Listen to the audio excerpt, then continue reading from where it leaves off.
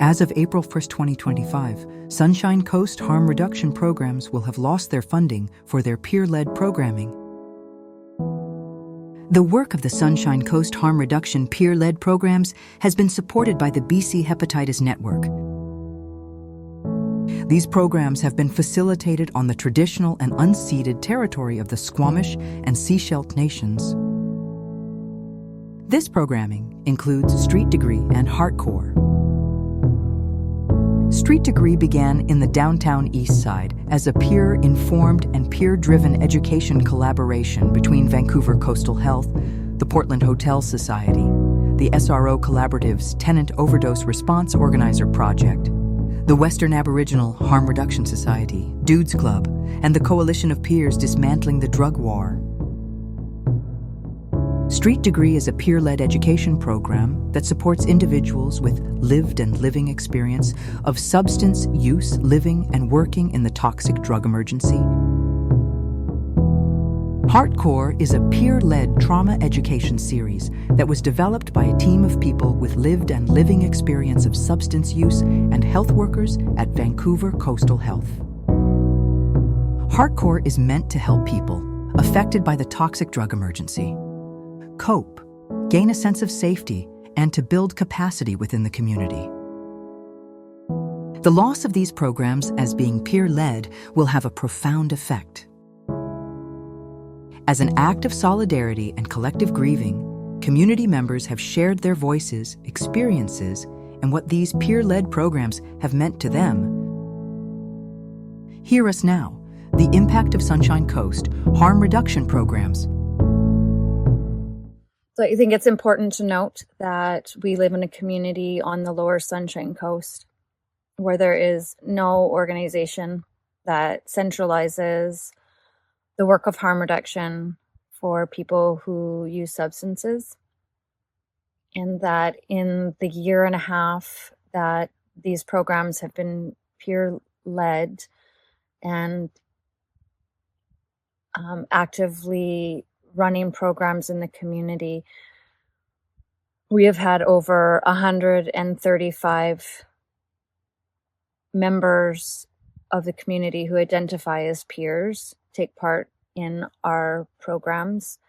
We have 9 trained Street Degree facilitators, and we had 3 peers, including a Sechelt elder peer worker who were in process of team building to begin peer-led trauma education. My name's Tim. I work at the overdose prevention site. I'm a friend to the community, an advocate for the community, and someone who really genuinely loves and cares for the people in this community.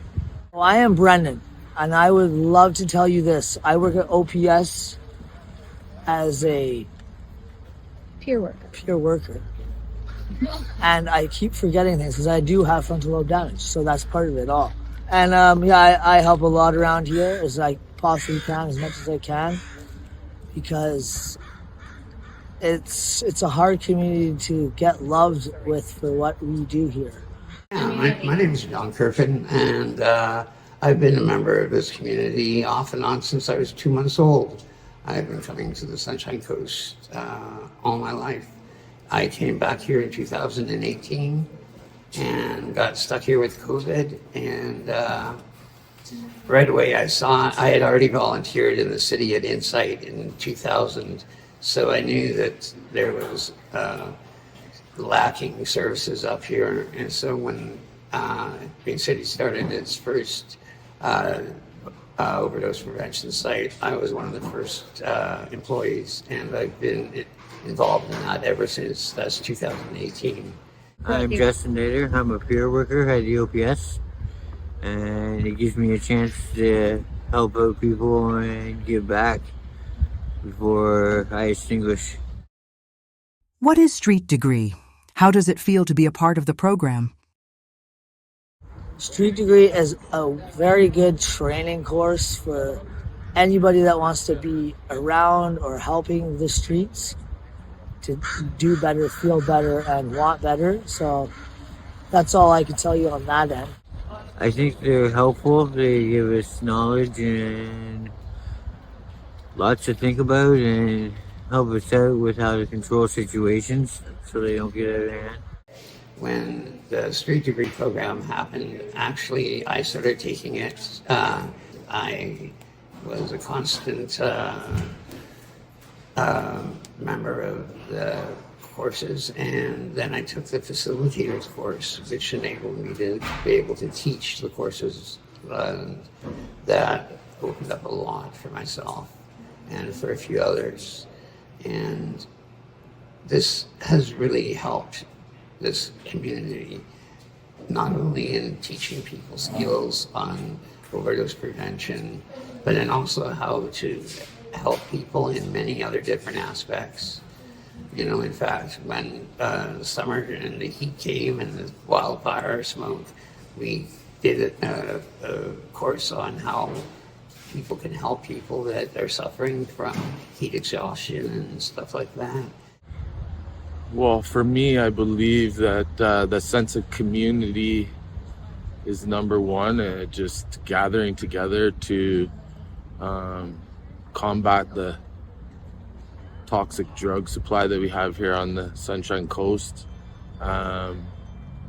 and learning how we can help each other survive through it, by learning ways that we can use harm reduction as a tool to make sure we all arrive home safely.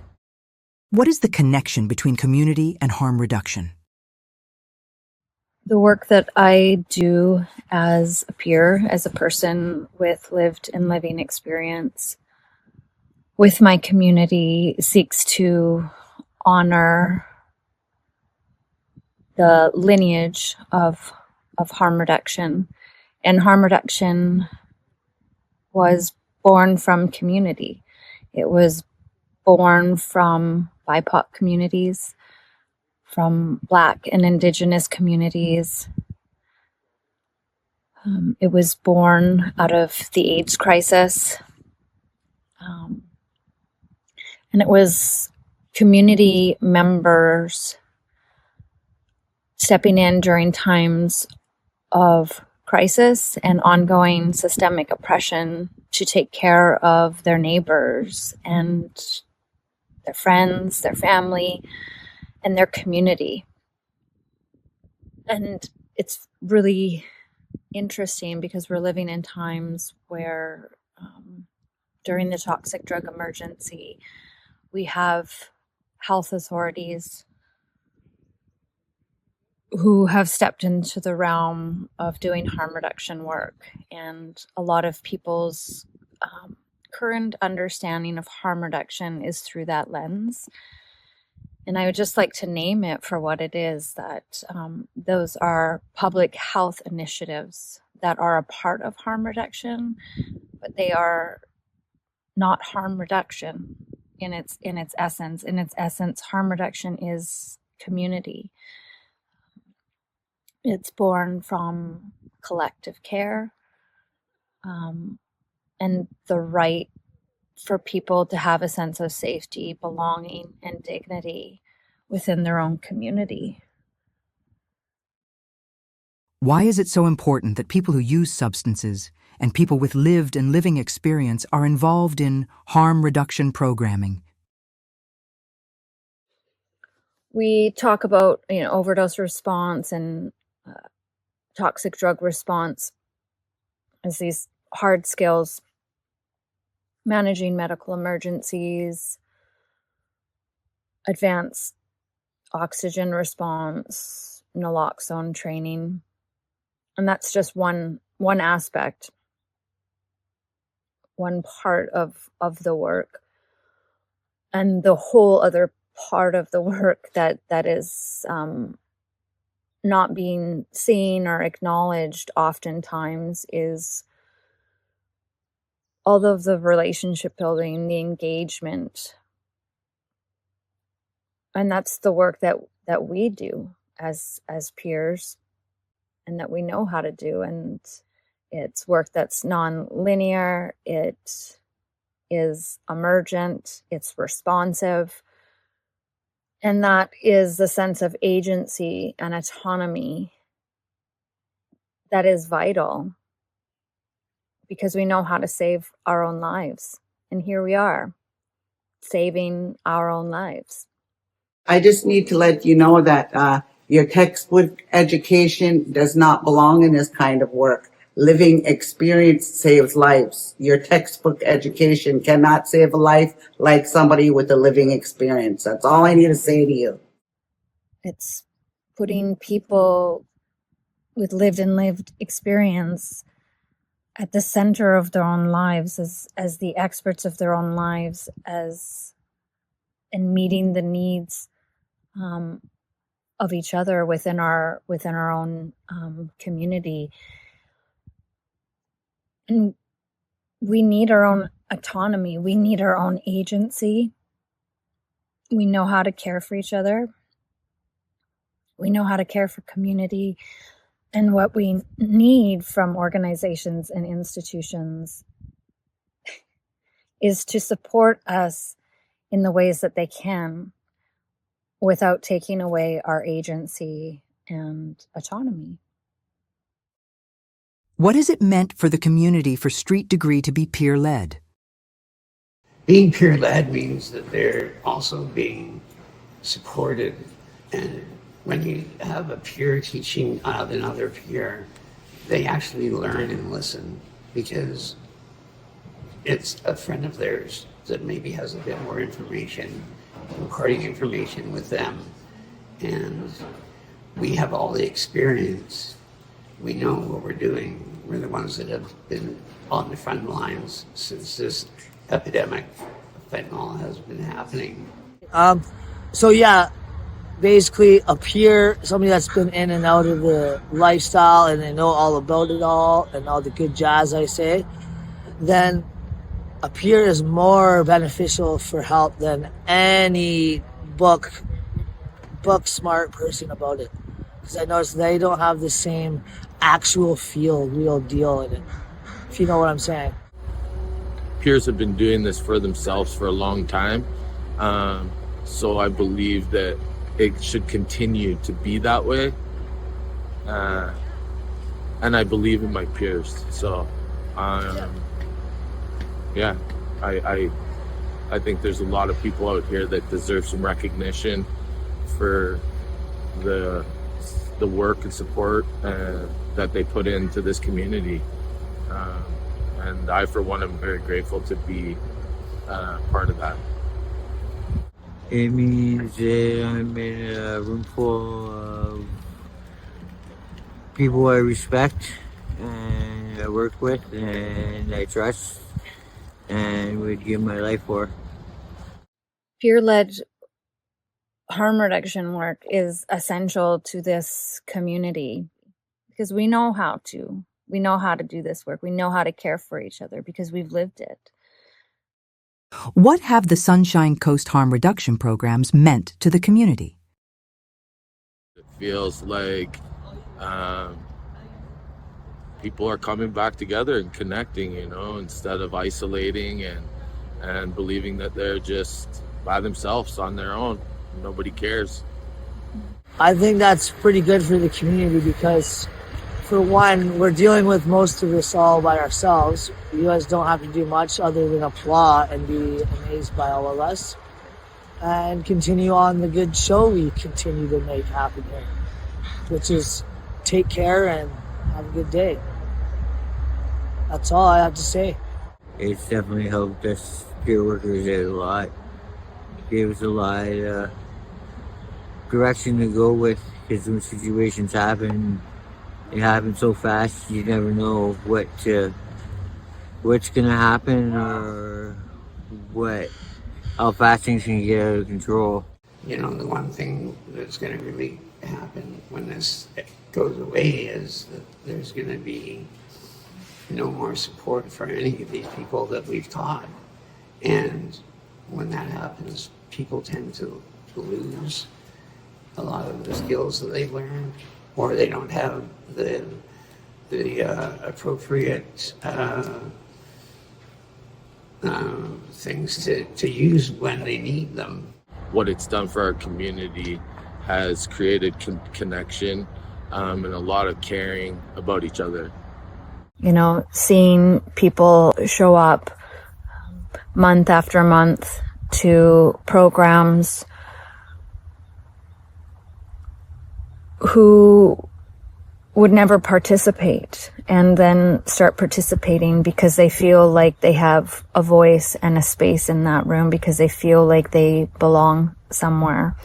To go to the OPS, the overdose prevention site, and seeing the sense of collective care and the shifts that are happening there, the conversation that is happening among peers, and the way people are learning how to engage with their community, how they're learning to de-escalate conflicts, and supporting the community members in psychosis. And those things aren't things that you can put in reports. These are things that you see them and you know them because you're in relationship with people. Is there anything else that you would like people to know? I think that this is a devastating blow for the Sunshine Coast. It's a step backwards into times from when I was a young man, when people would have to reuse drug needles and get hepatitis C and HIV from it. And is that what we really want? I don't think so. Yeah, I chose to stay here.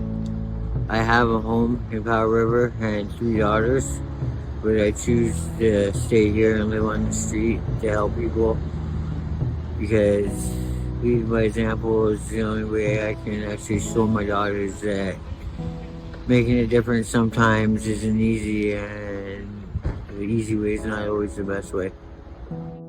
And I know so strongly in my heart that that money, you know, that funding can get taken away, but the community that we have, the solidarity that we have, and the sense of collective care that we have built and grown cannot be taken away from us. That belongs to us. It is ours. Yeah. And that makes, I know that in my heart. And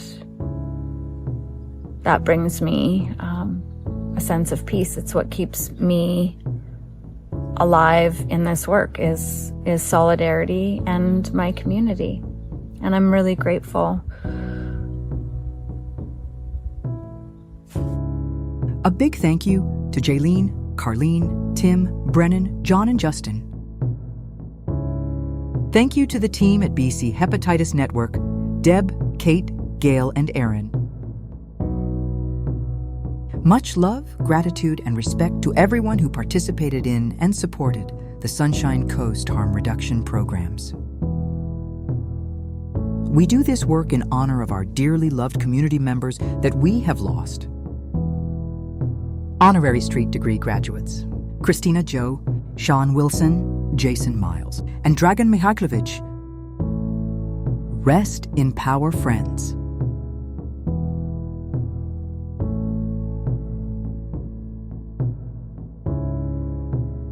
Produced and edited by Catalyst Haven Digital Communications.